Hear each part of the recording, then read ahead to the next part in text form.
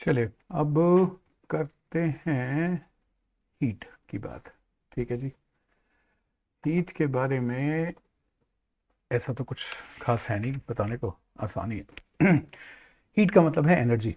ठीक है, ये मैं आपको बहुत छोटे बच्चों की तरह बता रहा हूँ। एक ऐसी एनर्जी जो कि हमने तो देखी नहीं, किसी ने भी देखी, इसका इफेक्ट देखा जा सकता है। एनर्जी को कौन देख सकता है? मतलब एक बॉडी हॉट है और एक बॉडी कोल्ड है।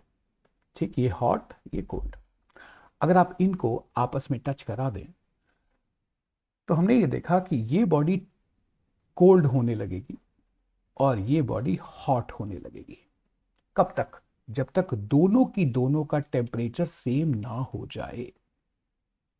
और ये बहुत देखी हुई बात है। मान लेते हैं ये वाली बॉडी है 60 डिग्री पे और ये वाली बॉडी है 20 डिग्री पे। फाइनली एक ऐसा मोमेंट आया जब दोनों का टेम्परेचर 40 डिग्री सेंटीग्रेड हो गया। तब हीट फ्लो होनी बंद हो गई। तो फिर हीट क्या हुई? तो हीट हम कहेंगे, हीट एक ऐसी चीज है या एक ऐसी एनर्जी है जो कि टेम्परेचर डिफरेंस की वजह से फ्लो करती है और हॉट से कोल्ड बॉडी की तरफ जाती है। That's all. So it is an energy which flows from hot body to cold body. कब तक? जब तक दोनों का टेम्परेचर सेम ना आ जाए। टेम्परेचर के बारे में छोटी सी बात अभी बाद में करेंगे। यूनिट ऑफ हीट, मैं नहीं जानता आप लोग इसको कैसे देखते हैं। यूनिट का यही मतलब है यार कि मतलब आप कितनी हीट।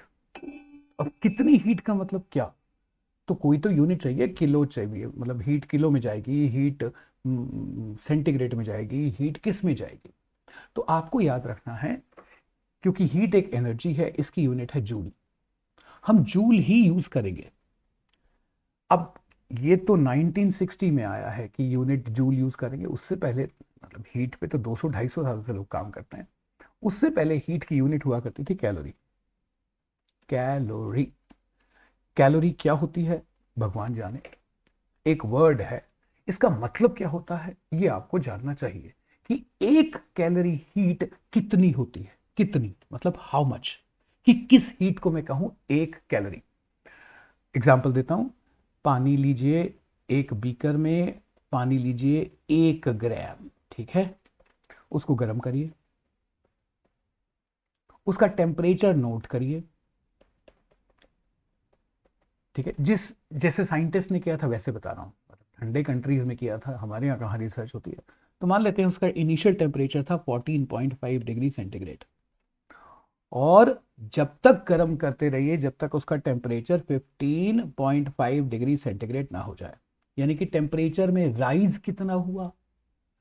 राइज मतलब चेंज। चेंज को डेल्टा से डिनोट करते हैं। तो ये होता है T final minus T initial. तो 15.5 minus 14.5 is equal to 1 degree centigrade. तो 1 डिग्री सेंटीग्रेड टेम्परेचर बढ़ाने के लिए किसका? 1 ग्राम पानी का। 1 डिग्री सेंटीग्रेड 1 ग्राम पानी का टेम्परेचर बढ़ाने के लिए जितनी हीट लगती है उस हीट को कहते हैं कि जी 1 कैलोरी हीट चली गई। आप इसको कैसे भी लिख सकते हैं, डेफिनेशन बिल्कुल करेक्ट है। पहली definition, amount of heat required to raise the temperature of 1 gram of water by 1 degree centigrade is 1 calorie. या amount of heat required to raise the temperature of 1 gram of water from 14.5 to 15.5 degree centigrade, है तो एक ही ना, is called 1 calorie. Calorie को आप kilo calorie में convert कर सकते हैं। इस 1 ग्राम को 1000 ग्राम कर दो। 1000 ग्राम माने 1 किलो। तो 1 किलो कैलोरी हीट कितनी हुई? 1 किलो कैलोरी हीट हुई amount of heat required to raise the temperature of 1 kilogram of water by 1 degree centigrade. As simple as that. अब बात करते हैं टेम्परेचर। बहुत ज्यादा लंबी बात नहीं करेंगे, बहुत छोटी छोटी बात करेंगे। ठीक है, देखो टेम्परेचर का मतलब है कि कोई बॉडी कितनी गर्म है और कितनी ठंडी है। यहाँ हीट की बात नहीं हो रही, यहाँ सेंसेशन की बात हो रही है। कितनी गर्म कितनी ठंडी। तो डिग्री ऑफ हॉटनेस या degree of coldness is denoted by temperature, सबको पता है। बट ये याद रखना है कि टेम्परेचर प्रोपोर्शनल है काइनेटिक एनर्जी को। अब ये काइनेटिक एनर्जी क्या है? Energy by motion. तो जिस बॉडी का टेम्परेचर जितना ज्यादा होगा उस बॉडी के मॉलिक्यूल्स की काइनेटिक एनर्जी भी उतनी ज्यादा होगा, वो भी और ज्यादा तेजी से वाइब्रेट कर रहे होंगे। ये क्वेश्चन आ जाता है। ठीक है जी। उसके बाद में टेम्परेचर की यूनिट क्या है? Degree centigrade Celsius, degree Fahrenheit, ये यूज नहीं होती हैं, साइंस के वर्ल्ड में यूज होती है केल्विन। ठीक, क्या याद रखना है? डिग्री सेंटीग्रेड को केल्विन अगर बनाना है, मान लेते हैं आपके पास 18 डिग्री सेंटीग्रेड है, इसको केल्विन बनाना है, सिंपली इसमें 273 ऐड कर दो, बस खत्म। ठीक है, तो ये आपका बन जाएगा केल्विन में टेम्परेचर, इससे ज्यादा जरूरत है नहीं कोई भी। अच्छा, अब आता है इंपॉर्टेंट कॉन्सेप्ट। किताब में अलग है, ट्यूशन में भी थोड़ा अलग पढ़ाया होगा। मैं कोशिश करता हूं जैसा किताब में दिया है वैसा ही आपको पढ़ा दूं, ठीक है, क्योंकि आप नोट से ही लिखेंगे यार, फिर मैं अलग तरीके से बताऊंगा, आसान होगा पर फिर भी आप उसको याद तो करेंगे नहीं। हम ये कोशिश करते हैं कि भाई मान लेते हैं मेरे पास कॉपर है, मान लेते हैं मेरे पास आयरन है, ये कॉपर है, ये आयरन है, मान लेते हैं मेरे पास पानी है, वाटर, मान लेते हैं मेरे पास हाइड्रोजन है, H2, इनको गर्म करते हैं। ठीक है, गर्म किया, अब गर्म करेंगे तो इनका टेम्परेचर बढ़ेगा। टेम्परेचर क्यों बढ़ेगा? क्योंकि इनको हीट गई है। हमें ये पता करना है कि ये जो हीट गई है वो कौन कौन से फैक्टर पे डिपेंड करती है। ये क्वेश्चन एग्जाम में आया था कि कौन से फैक्टर्स हैं जिन पे एक बॉडी जो हीट एब्जॉर्ब कर रही है वो हीट, मतलब वो हीट ज्यादा होगी, कम होगी, नहीं जाएगी या जाएगी। ठीक है जी, तो वो फैक्टर कौन कौन से हैं? तो हीट एब्जॉर्ब को हम डिनोट करते हैं Q से। पहला फैक्टर है मास ऑफ बॉडी, बस याद रखिएगा, बॉडी का जितना ज्यादा मास होगा बॉडी उतनी ही हीट एब्जॉर्ब करेगी। और दूसरा फैक्टर है टेम्परेचर का डिफरेंस, टेम्परेचर नहीं, टेम्परेचर का डिफरेंस। अब आप बोलो इसमें क्या फर्क है? फर्क ये है कि आप जीरो टेम्परेचर से शुरू नहीं करते ना, जैसे अभी टेम्परेचर 18 है तो आपने एक बॉडी को 18 से 25 तक ले गए। ठीक है, तो 18 से 25 मतलब 60 डिग्री का फर्क हो गया ना। ठीक है, 60 डिग्री 7 केल्विन जो कहना है कह लो। तो जितना ज्यादा टेम्परेचर का डिफरेंस होगा उतना ही ज्यादा हीट एब्जॉर्ब करेगी कोई भी बॉडी। आप इसको लिख सकते हो Q is proportional to M into delta T, छोटा टी बड़ा टी, जो लिखना है लिख लो। प्रोपोर्शनैलिटी हटाने के लिए कांस्टेंट लगाना पड़ता है, इस कांस्टेंट का नाम है C, M डेल्टा टी। इस C को अभी डिफाइन करता हूं, अभी बताता हूं, पर C का नाम है, C is specific heat capacity. रटना नहीं, अभी एकदम क्लियर हो जाएगा, अभी एकदम क्लियर हो जाएगा। ठीक है जी, तो सबसे पहले तो स्पेसिफिक हीट कैपेसिटी को ही डिफाइन कर लेते हैं। तो स्पेसिफिक हीट कैपेसिटी का क्या मतलब है? देखो, आपने ये कहा कि भाई एक बॉडी जो हीट एब्जॉर्ब करती है उस हीट एब्जॉर्ब करने का फॉर्मूला है M into C into delta T. M C delta T काम आएगा ये। यहां से जो C बैठेगा, C बैठेगा Q by M into delta T. रटना नहीं है, बहुत सिंपल है, बहुत सिंपल। मतलब उसके बाद में Q के आगे जूल लिख लीजिए, M के आगे kg लिख लीजिए, इसके आगे सेंटीग्रेड या केल्विन कुछ लिख लीजिए, कोई फर्क नहीं पड़ता। तो स्पेसिफिक हीट कैपेसिटी की यूनिट हुई joule divided by kg into kelvin. कई जगह ऐसा लिखा मिलेगा भाई, जूल kg -1 केल्विन -1। अब बात करते हैं ये होती क्या है। ठीक है, बहुत ही सिंपल है, बहुत सिंपल। जैसे कैलोरी है, एग्जैक्टली यही है, एग्जैक्टली यही है। ठीक है, तो फिर कैलोरी क्यों डिफाइन करी थी यार? कैलोरी खाली पानी के लिए डिफाइन थी, ये जनरल डिफाइंड है। ठीक, ये क्या है कि amount of heat required to raise 1 gram 1 kilogram, जो करना है एक ले लो, of a body by 1 Kelvin और 1 डिग्री सेंटीग्रेड। जैसे लिख लेना, मैंने तो दोनों में लिख दिया।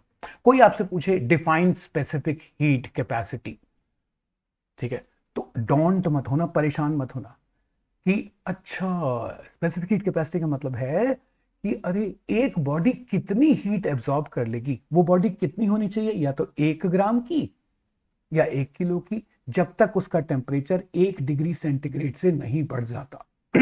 उसका फॉर्मूला क्या है, यहां से निकाल लो, यहां से, कि भाई सी की वैल्यू क्या है, Q by M into delta T. फिर बोल रहा हूं, आसान है, कॉम्प्लिकेट मत करना। Amount of heat required to raise the temperature of 1 gram of body by 1 degree centigrade, यही लिख दो। एग्जैक्टली कैलोरी वाली डेफिनेशन है, पर कैलोरी पानी के लिए यूज होती है, पानी के लिए याद रखना, और जनरल के लिए स्पेसिफिक हीट कैपेसिटी यूज होती है। चलिए अब बात करते हैं हीट कैपेसिटी। तो अगर बॉडी 1 ग्राम की ना हो के कितनी भी ग्राम की हो, कितनी भी ग्राम की हो, और उसका टेम्परेचर 1 डिग्री से बढ़ाना है, तो उसको क्या कहेंगे, हीट कैपेसिटी। ठीक है, तो मतलब ये बड़ा सिंपल नहीं है कि अगर 1 ग्राम की बॉडी है, उसका टेम्परेचर 1 डिग्री सेंटीग्रेड से बढ़ाना है, केल्विन से बढ़ाना है, तो उसको हम कहते हैं सी।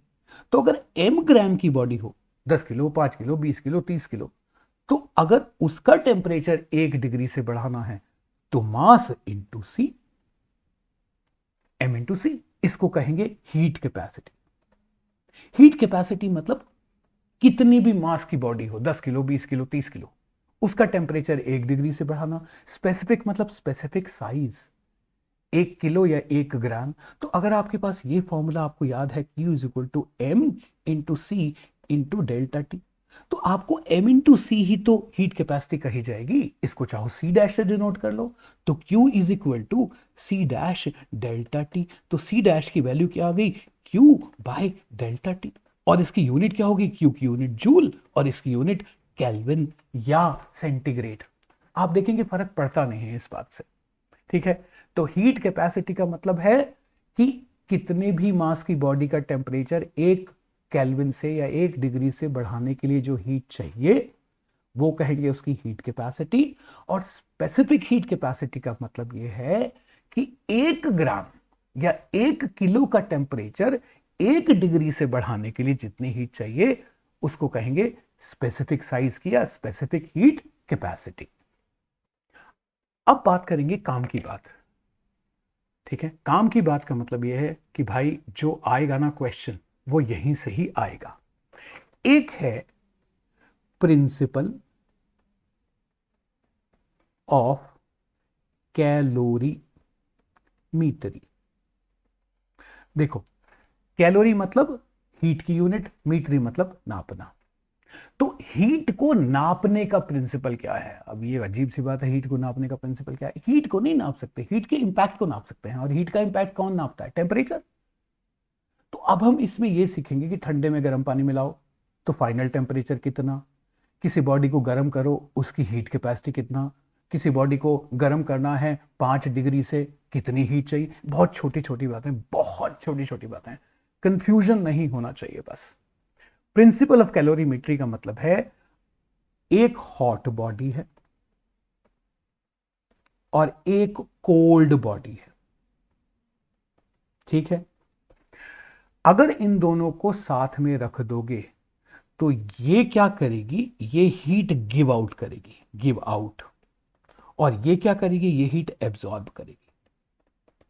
ठीक है, ये तो everybody knows. Heat give out करने का और एब्जॉर्ब करने का फॉर्मूला एक ही है, सिर्फ एक छोटा सा फर्क है। ठीक है, आपको पता है एब्जॉर्ब करने का फॉर्मूला था बॉडी का मास, उसकी specific heat into rise in temperature. तो इसका फॉर्मूला क्या होगा, बॉडी का मास, उसकी specific heat into rise in temperature. अब कोई बोले कि यार क्या बकवास है, दोनों एक ही तो है। हाँ एक है, छोटा सा फर्क है। जब कोई बॉडी हीट देती है उसके आगे माइनस लगाना पड़ेगा कि हीट निकल रही है, इसके आगे प्लस लगाना पड़ेगा, प्लस तो कौन लगाता है यार? क्या ये वाली बात समझ आई? याद रखना, डेल्टा टी का मतलब बिल्कुल कंफ्यूज नहीं करना। डेल्टा टी का मतलब है T final minus T initial. Delta T का मतलब है T final minus T initial. Delta T मतलब चेंज। आपके पास 100 रुपए थे, अब हो गए 150, तो चेंज कितने का हुआ, 150 माइनस 100, 50। आपके पास 100 रुपए थे, अब हो गए 90 रुपए।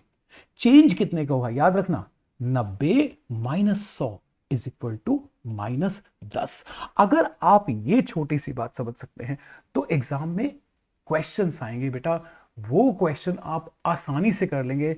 सिर्फ मतलब उसमें ऐसा कुछ भी नहीं है। मुझे नहीं पता कंफ्यूजन क्यों है बच्चों को।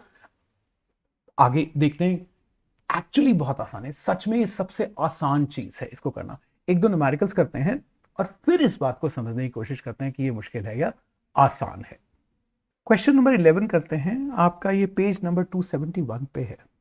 ये आपके एग्जाम में आया था, इसमें भी बहुत लोगों ने गलत किया है। क्वेश्चन है 200 gram of hot water at 80 degree centigrade. ठीक है, मैं यहां लिख नहीं रहा हूं, ठीक है, पर मैं एक चीज लिख रहा हूं जो आपको हमेशा करनी है। एक तरफ लिखना है हॉट और एक तरफ लिखना है कोल्ड। हॉट बॉडी हीट देगी, माइनस आना चाहिए, कोल्ड बॉडी हीट लेगी, प्लस आना चाहिए। सही है। अब जो जो दिया हुआ है वो लिख लो। मास दिया हुआ है 200 ग्राम, ठीक। इसका इनिशियल टेम्परेचर दिया हुआ है 80 डिग्री सेंटीग्रेड। फाइनल टेम्परेचर देखना, उसको निकालना है, तो फाइनल टेम्परेचर को टी मान लूं, क्या फर्क पड़ता है। अच्छा, इसकी स्पेसिफिक हीट सी दी हुई है आपको 4200, ठीक है। अब आ जाओ कोल्ड वाटर पे। कोल्ड वाटर का मास है 300 ग्राम, सही है जी। इसका इनिशियल टेम्परेचर कितना था, 10 डिग्री, ठीक है। फाइनल टेम्परेचर, अरे जब मिला दोगे तो फाइनल टेम्परेचर तो एक ही हो जाएगा भाई, तो मान लेते हैं टी है, बिल्कुल ऐसे ही लिखना है। Specific heat is equal to 4200, दोनों पानी है, दोनों बिल्कुल पानी तो है, तो स्पेसिफिक हीट तो दोनों की सेम ही होगी भाई। दोनों का टेम्परेचर 1 डिग्री से बढ़ाने के लिए 1 ग्राम सेम ही तो हीट लगेगी। अब फॉर्मूला लिखो, heat given by hot body, क्या फॉर्मूला था, m into C into delta T. Heat absorb by cold body m into C into delta T. ये दोनों इक्वल होने चाहिए, बस इसके साथ नेगेटिव साइन आना है। बस अगर ये सही है तो बिल्कुल सही है। जैसे मास कितना था 200, स्पेसिफिक हीट कितनी है 4200, यहां नेगेटिव लगा देना है। अब टेम्परेचर का डिफरेंस कितना है याद रखना, फाइनल माइनस इनिशियल। कोई ट्यूटर की नहीं सुननी, कोई किताब की नहीं सुननी, आसान तरीका बता रहा हूं। फाइनल है टी, इनिशियल था 80, ये इक्वल होना चाहिए। मास कितना है 300, स्पेसिफिक हीट दोनों की सेम है। फाइनल टेम्परेचर है कितना टी, इनिशियल टेम्परेचर है 10, दोनों को बस इक्वल करना है और कुछ नहीं करना, ठीक है। अगर आप दोनों को इक्वल करेंगे तो सामने सामने देखो 4200 से 4200 कट रहा है, ये जीरो से ये जीरो, ये जीरो से ये जीरो भी कट रही हैं।